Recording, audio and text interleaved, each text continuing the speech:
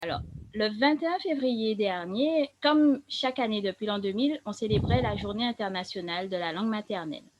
Le thème de cette année était le suivant: promouvoir le multilinguisme pour l'inclusion dans l'éducation et la société.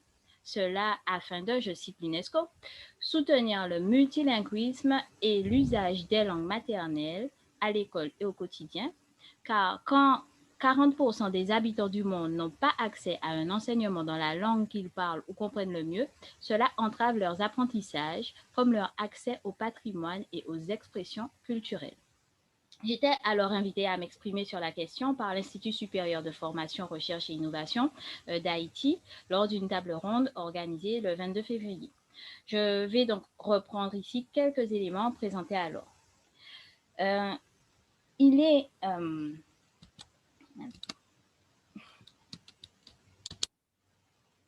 désolée, je crois que j'ai un petit souci pour passer.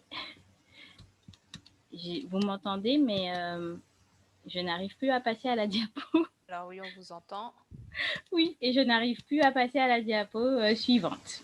Bon, alors on va peut-être... Myrna, Oui. tu peux peut-être te mettre juste comme sur ton diaporama, sur la fenêtre où il y a ton diaporama, et non pas sur la fenêtre Zoom. Ok. Je ne sais pas si tu y étais. Ah, peut-être. Ou alors sinon... ah, voilà, Ah, c'est bon, ça c'est bon. ça devrait aller. Merci. Alors, je disais, il est établi que la Guadeloupe fonctionne avec deux langues sur son territoire, à savoir le français et le créole. C'est entre autres pour cette raison que se pose parfois, aujourd'hui, la question de l'identification de la langue maternelle des élèves et qu'en tant que chercheur, on est justement amené à partir à sa recherche qu'on l'envisage comme objet d'enseignement ou comme moyen d'apprentissage. Ma réflexion s'appuie ainsi sur une observation et une appréhension de la forme que présente le bilinguisme en Guadeloupe et de son évolution au fil du temps. Presque naturellement, cette réflexion amène à se demander quelle est précisément la langue maternelle du petit Guadeloupéen.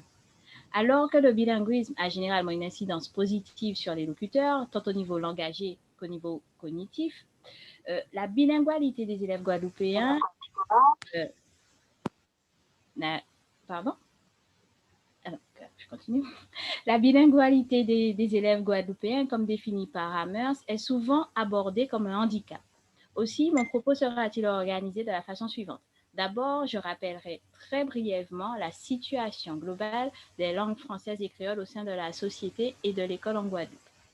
Puis, j'aborderai les éléments qui, en fonction de premières investigations menées, alors évidemment modestement, mais conduisent toutefois à une quête plutôt qu'à l'affirmation que telle ou telle langue est bien la langue maternelle des écoliers guadeloupéens. Enfin, j'évoquerai les perspectives et les enjeux liés à la mise en œuvre d'un protocole de recherche sur cette langue maternelle.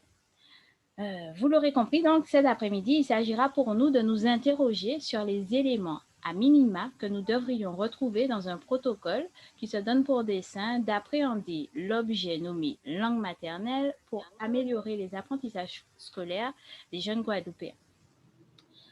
Vous le savez, lorsqu'on parle de l'école en Guadeloupe, il faut aussi tenir compte des îles de Saint-Barthélemy et Saint-Martin. Et le département région, comme les deux collectivités d'outre-mer, appliquent les lois françaises en matière d'éducation scolaire. C'est donc le français qui est partout la langue de l'école. De même, la question de la langue maternelle est délicate à Saint-Martin comme en Guadeloupe. Si pour cette communication, je ne parlerai que de la Guadeloupe, parce que j'en ai fait mon d'investigation privilégiée, il conviendra nécessairement de se pencher sur la question pour Saint-Martin, notamment dans le cadre de l'offre de formation faite par notre institut, donc par l'INSPE.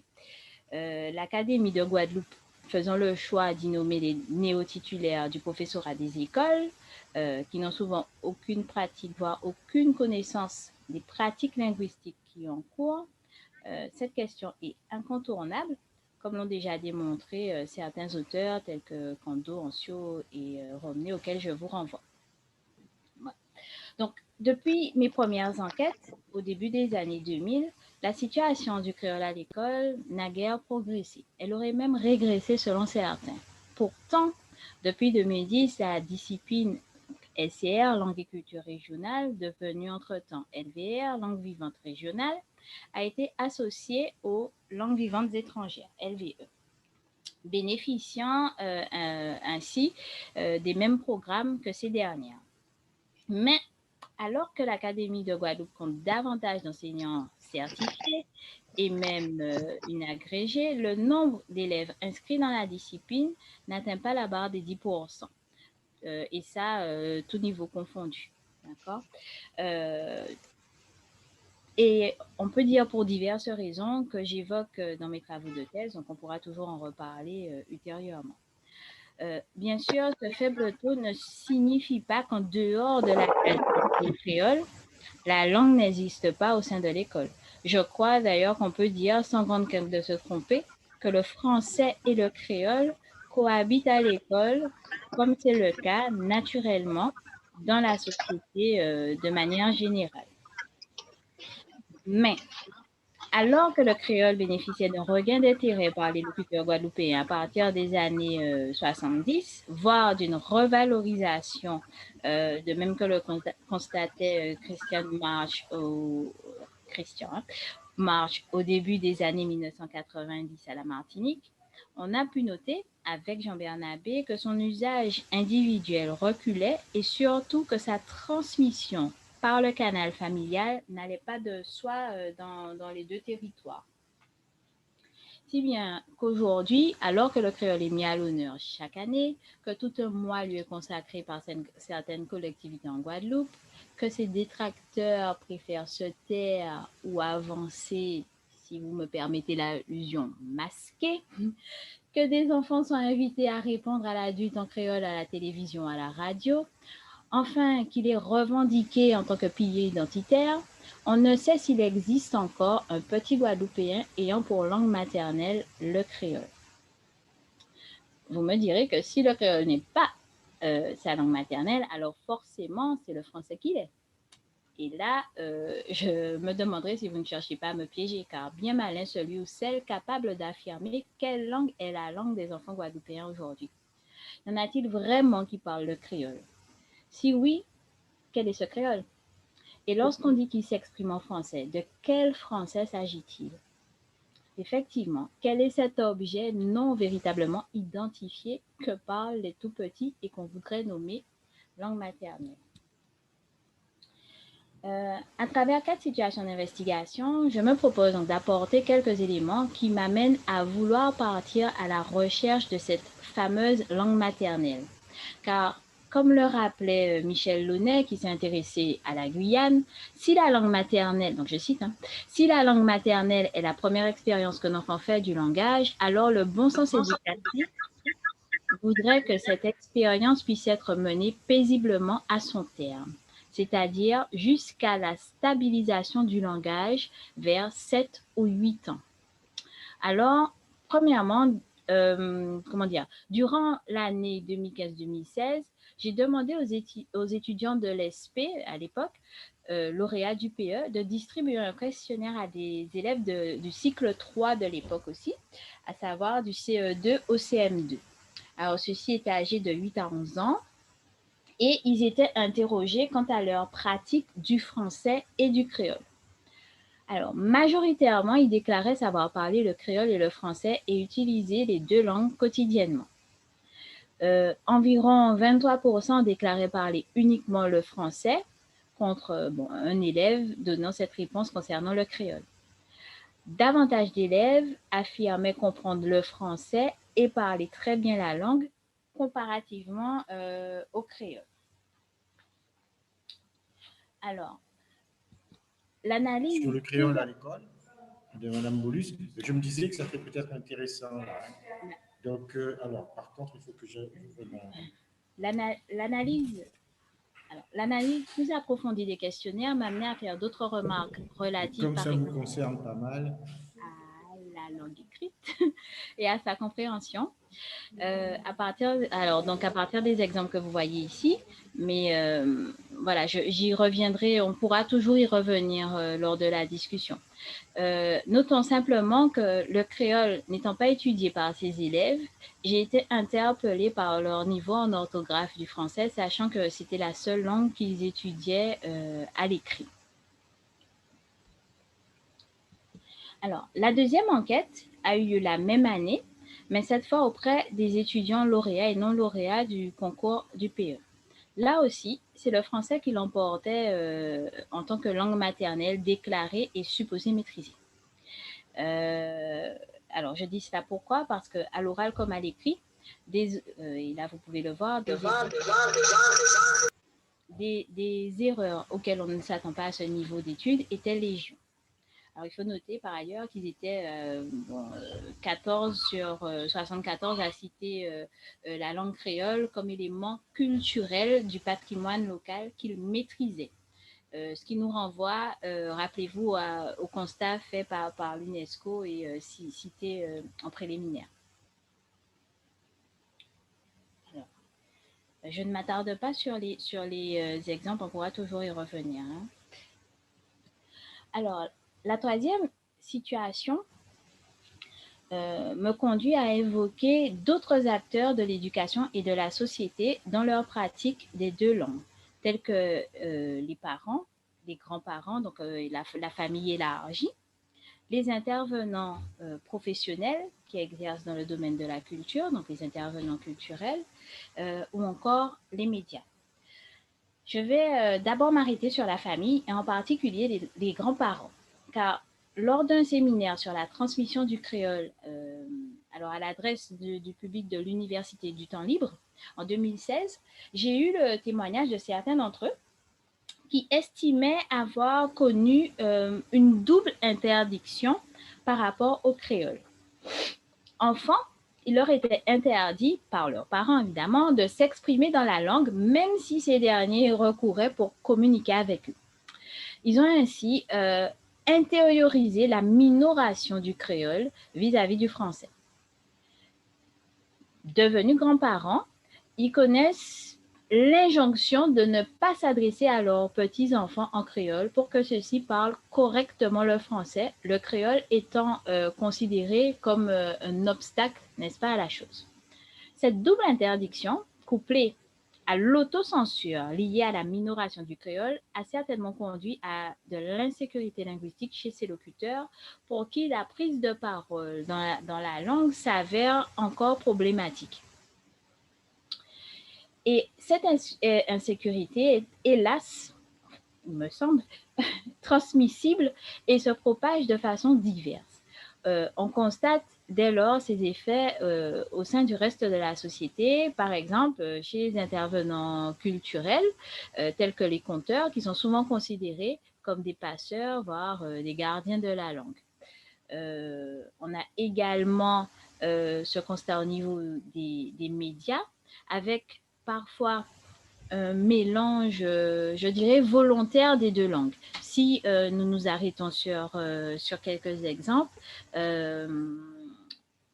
je pourrais citer, alors je ne sais pas si vous voyez, troisième point, ce sera ainsi l'occasion de faire des ripages maquet créole, des lionnages et aussi des léwolz. Voyez-vous, là, il y a la volonté, il s'agit d'un journaliste, il y a la volonté pour donc, ce dernier d'intégrer ces mots créoles tels quels, des mots qui apparaissent comme nouveaux pour certains, sauf évidemment les roses, mais je veux parler de ripage, donc ripage maquet créole, lionnage. Donc, on va introduire ces mots. Bon, quelqu'un est interrogé et dit, en parlant d'un transport en commun, il est sorti à Pointe-à-Pitre à présent là. Nous avons aussi des exemples issus des réseaux sociaux, donc je vais, si vous le permettez, vous faire écouter un extrait de reportage réalisé donc à la Martinique, mais qui aurait très bien pu avoir lieu en Guadeloupe et qui a été repris par de nombreux jeunes TikTokers. notamment antillais, guyanais. Donc, le texte est là et je vous passe l'enregistrement. Alors, et que nous rentrions, nous sommes d'ailleurs entrés. Je remets. Il fallait que nous démontrions quand même que nous étions venus entrer et que nous rentrions, nous sommes d'ailleurs entrés. Donc nous avons été sortis ou nous sommes sortis un petit peu, mais enfin les choses... Alors, donc c'est un exemple authentique et qui a, comme je vous le disais, beaucoup été repris par les jeunes. Donc, TikTok, c'est surtout une application pour les jeunes et qui, visiblement, ont beaucoup apprécié et ont beaucoup repris ce court reportage. Donc, ces quelques éléments, vous l'aurez compris, méritent d'être regardés de plus près afin de comprendre ce qui se passe de manière effective quant au langage ou à l'acquisition d'une langue chez les petits locuteurs guadeloupéens qui n'ont pas toujours l'air de repérer la zone frontière entre le français et le créole et qui ne sont pas aidés, comme nous le constatons, par ceux censés leur servir de modèle. Cela nous amène à notre dernière situation, à savoir des exercices soumis aux étudiants de M2 et donc M2PE et de licence sciences de l'éducation de l'année en cours. J'ai donc soumis des exercices sur des expressions en créole et en français de Guadeloupe aux deux groupes. J'ai demandé par ailleurs au PE de mener une enquête auprès des... Voilà, de mener une enquête auprès des... excusez-moi, voilà, je suis allée un peu trop vite. Donc, je leur avais demandé de mener une enquête auprès des élèves lors de leur stage afin d'essayer de découvrir les pratiques linguistiques de ces derniers. Et donc, c'est par cette enquête que je commencerai en faisant deux brefs commentaires. Pourquoi? Parce que simplement l'analyse approfondie de l'ensemble des questionnaires est en cours. En effet, alors, à ce stade, nous pouvons faire état tout d'abord de la surprise de certains groupes face aux déclarations des élèves, tels que ceux qui déclaraient parler le français et le créole à l'école, alors que certains étudiants pensaient qu'ils ne parlaient que le français ou en tout cas croyaient les entendre parler uniquement le français à l'école. Ou encore ceux qui déclaraient que le créole est interdit car ce sont les adultes qui l'emploient quand ils sont fâchés. J'ai pu également relever des remarques d'ordre linguistique, de manière plus précise, pour ceux qui ont voulu soumettre des énoncés en créole aux élèves. Alors, je vous donne simplement l'exemple qui est projeté pour ne pas être trop longue, mais cela illustre comment dire, mon propos.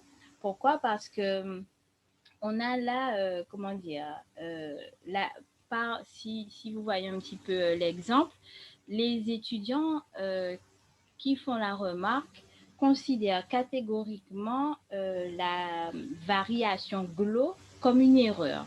Donc, ce serait une erreur commise par les élèves, une erreur de prononciation qui serait due soit à une mauvaise appréhension des sons ou à une méconnaissance de la graphie créole. D'accord? D'où voilà, la graphie GLO, G-L-E-A-U. D'accord? Donc, ce sont quelques premières remarques que je peux faire par rapport au questionnaire, mais on en a beaucoup d'autres à dépouiller. Mais celle-là me paraissait intéressante puisqu'évidemment, elles viennent compléter, comme je vous disais, mon propos. S'agissant des exercices, alors tirés notamment de l'ouvrage de Sylvain Téchit, Créole Femme Châtaigne, alors, nombreux sont ceux, alors oui, je vous ai dit, hein, ce sont des exercices à la fois en français, en créole, donc sur les deux langues, enfin, sur le français, le créole et également ce qu'elle appelle le français régional, ce sont ces exercices-là que je leur ai soumis. quelques exercices. Et donc, l'idée était de les amener à réagir, évidemment, à réaliser les exercices, mais surtout à réagir, à réfléchir finalement sur les différents énoncés. Et nombreux sont ceux, donc, dans les deux groupes, donc à savoir les étudiants M2PE et ceux de licence sciences de l'éducation, qui ont validé des énoncés qui étaient en français régional comme étant des énoncés en français scolaire. Ennuyant, aristocrate, pour les traductions, bon, alors j'ai mis à combien zotier, à combien vous êtes, c'est la première intention. Et puis, bon, on a certains, non, mais à combien êtes-vous? Donc, on va corriger avec l'inversion. Nous, à 10, on est à 10. D'accord?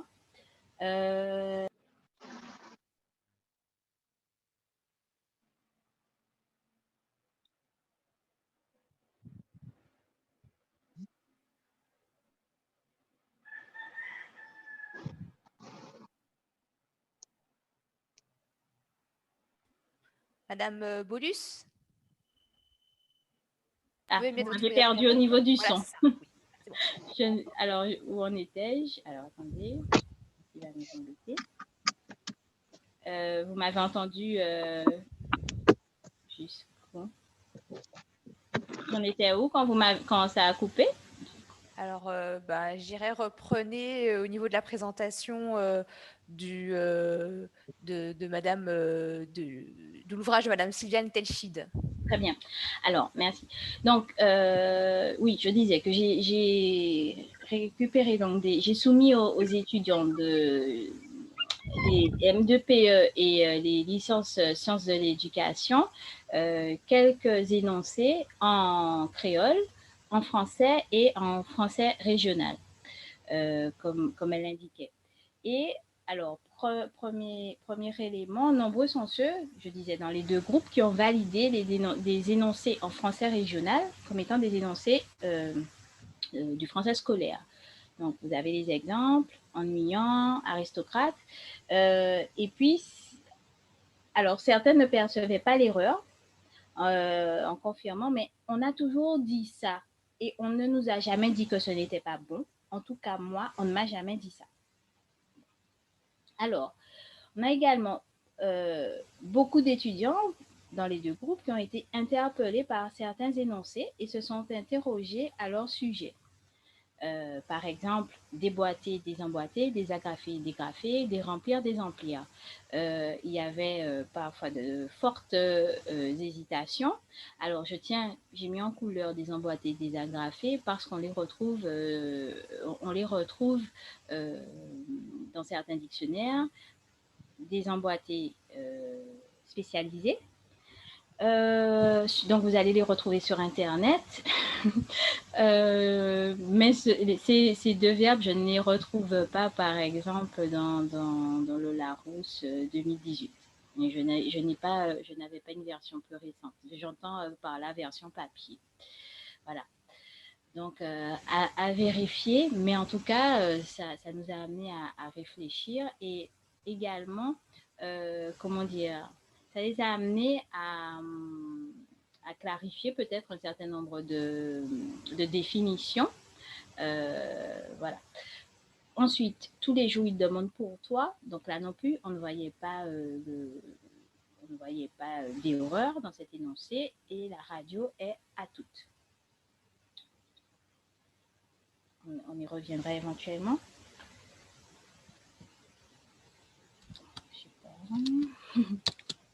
Bon, je suis encore bloquée.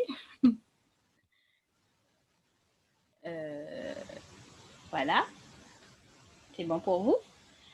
Alors, troisième cas de figure par rapport à ces énoncés. Certains ont admis savoir que des énoncés sont incorrects, mais ils les utilisent cependant, car tout le monde le fait parce qu'on se comprend ou parce que, alors entre guillemets, tout cela, parce que parfois ils s'oublient. Par exemple, ce livre-service-là, ça vend cher. Donc, on sait que là, ça, on n'est pas censé l'employer, mais et je pense qu'on est probablement tous victimes de la chose. De temps en temps, comme disent les étudiants, on s'oublie. Je vais me coucher, je ne peux pas tenir encore. Donc, voilà. Et puis, à quelle heure tu prends sommeil le soir?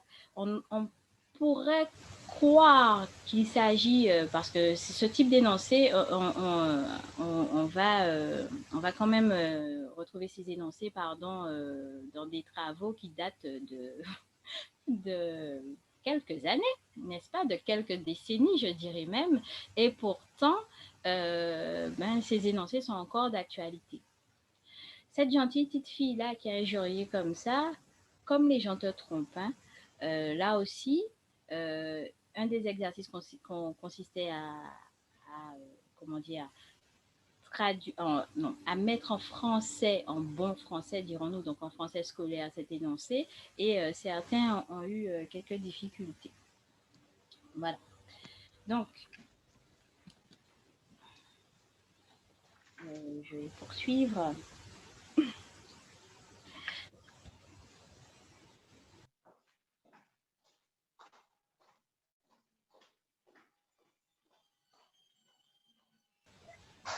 Ah, j'ai eu un souci, vous m'entendez?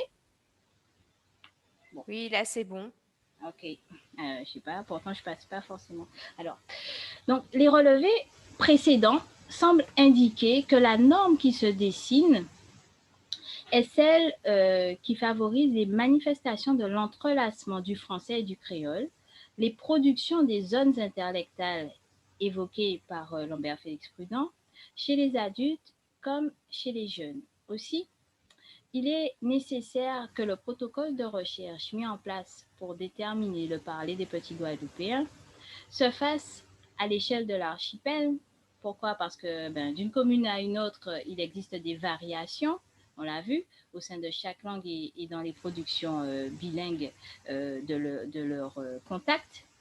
Et évidemment, tiennent compte, bien sûr, de la situation de plurilinguisme qui existe à Saint-Martin. Il faudrait également que ce protocole prenne en considération les différents acteurs de l'éducation scolaire, les enseignants, bien sûr, mais également les ATSEM, les intervenants, on l'a dit, on l'a vu, les intervenants culturels, gardiens assez souvent, enfin, vus comme des gardiens de la langue créole, mais qui ne sont pas à l'abri des productions intellectuelles. Parfois, c'est voulu, mais pas nécessairement. Dans le cadre des structures périscolaires également, il serait intéressant de mener des enquêtes là. Il faudrait que ces enquêtes, alors il faudrait que ce protocole, comprenne des enquêtes, mais sous forme diverses, donc des observations, des relevés de discours, des cris. Il serait intéressant par ailleurs que tout cela soit étalé, comme vous pouvez le voir dans le temps, donc je dis par période, mais alors au moins une base, 2 fois sur une année donnée, auprès des mêmes témoins, et je pense nécessairement au niveau des 3 cycles. Alors, au départ, je m'étais dit que ça pourrait être intéressant le cycle 1, le cycle 3, donc à l'entrée, à la sortie, mais finalement, il faudra, si nous en avons les moyens, évidemment, travailler dès le départ, on s'entend, sur les 3 cycles. Bien sûr, donc ces quelques éléments ne sont pas exhaustifs et vous me direz surtout qu'il reste un point important, celui de l'intérêt d'une telle démarche. J'ai vraiment un souci pour passer à l'autre diapo. Voilà. Alors, en premier lieu, comme vous l'avez sûrement déjà entendu maintes fois, l'intérêt de mettre un protocole en place serait tout d'abord de prendre en compte la situation sociolinguistique de la Guadeloupe. La situation sociolinguistique, oui, mais la vraie, c'est-à-dire celle qui va tenir compte de tous les parlers. je vais y revenir.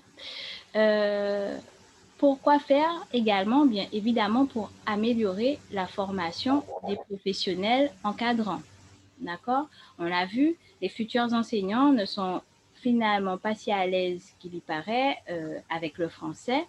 Et le créole, c'est une autre affaire.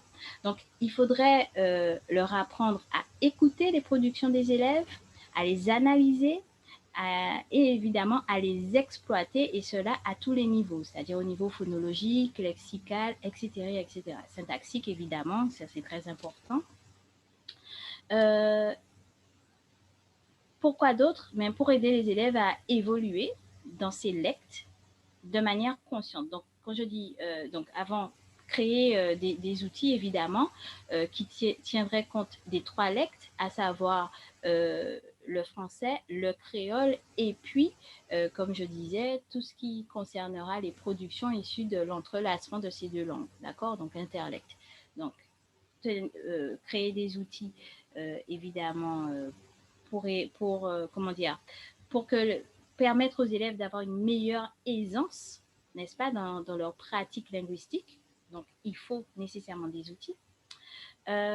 Pour les aider, je l'ai dit tout à l'heure, à évoluer dans ces lectes, donc de manière consciente, ils vont pouvoir identifier les énoncés et respectivement dans chaque langue. Donc, si j'identifie, par exemple, je ne sais pas, on a vu, si on prend l'exemple de la détermination, je saurais qu'en français, je dis cet enfant-là, en créole, je dis cet enfant, Timoun Lassa, d'accord? Je dirais Timoun Lassa. Dès que j'emploierai cet enfant-là, ça, alors je ne serai ni dans l'un ni dans l'autre. Je peux décider de m'exprimer dans ce 3e lecte en disant cet enfant-là ça, mais alors je dois en être conscient, et je dois surtout être conscient qu'il ne s'agit ni du français scolaire, ni évidemment du créole, mais là en général ils le savent, bon, plus ou moins, parce qu'ils peuvent vous dire enfant-là ça, d'accord. Évidemment, en créole, on emploie aussi bien enfant que timoun. Mais enfant là, ça ne passerait pas. Donc, on va leur apprendre, on va mettre le doigt sur ce type d'énoncé, non pas pour, comme le disait Lambert Félix Prudent, les incriminer, les stigmatiser, voire les sanctionner. Là n'est pas l'objectif.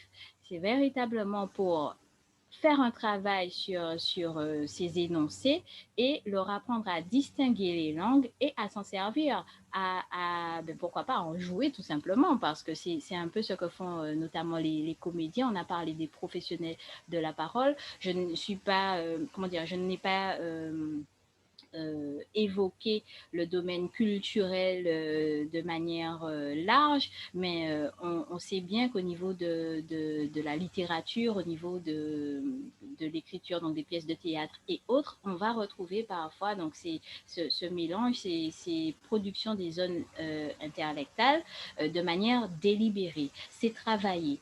Eh bien, nous pouvons très bien faire la même chose au sein de l'école avec les plus jeunes, parce que forcément, ça leur sera bénéfique. Je disais, évidemment, donc tenir compte à ce moment-là parler des 3 lectes pour l'évaluation des acquis scolaires, et voilà, ne pas systématiquement sanctionner les erreurs. Ça a déjà été dit. Et puis, les amener à développer des compétences et rendre pérenne leur acquisition. Par exemple, on pourrait recourir à la traduction pour le développement cognitif et de la littératie, voilà, comme présenté par Amers. Donc, j'en arrive en fait à ma conclusion. Je dirais que la politique qui a consisté à chasser le créole de l'école a plutôt bien fonctionné en Guadeloupe, entraînant entre autres la minoration de la langue et un faible investissement dans la discipline aujourd'hui. Cependant, cette éviction n'a entraîné ni la pleine maîtrise du français scolaire, on le voit, ni la disparition totale du créole. Je crois que ces constantes transformations en divers points, donc là je l'ai dit, mais phonologiques, syntaxiques, puissent être vécues par certains comme autant d'états comateux annonciateurs d'une fin prochaine. D'ailleurs, le constat fait ici, avec la possible érection d'une langue hybride, comme langue maternelle des petits Guadeloupéens, ne va-t-il pas dans ce sens? Car c'est un peu ce que je dis. Cela dit, on sait aussi la force de résistance de cette langue créole. Ainsi, chez des locuteurs constamment en quête identitaire, elle pourrait encore se manifester en tant que langue maternelle. Alors, rêver au réel, telle pourrait être une nouvelle investigation à mener. En attendant, il importe de savoir ce que parlent réellement les élèves pour les accompagner dans leurs apprentissages et former au mieux ceux qui sont chargés de leur formation, justement. C'est tout le sens de ma démarche. Si je trouve donc des collègues du CREF et des étudiants intéressés par le sujet, l'idée serait de mettre en œuvre le protocole final à partir des linéaments présentés ici. Voilà. En cas d'Azote, bien merci pour écouter Azote.